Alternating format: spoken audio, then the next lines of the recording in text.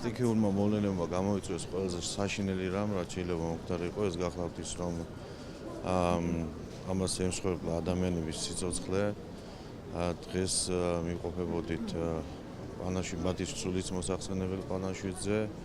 მე მინდა კიდევ ერთხელ საქართველოს თავდაცვის სამინისტროს სახელით გულწრფელი სამძიმარი გამოვხატო ამ ადამიანების ოჯახის წევრების, ახლობლების და მეგობრების მიმართ.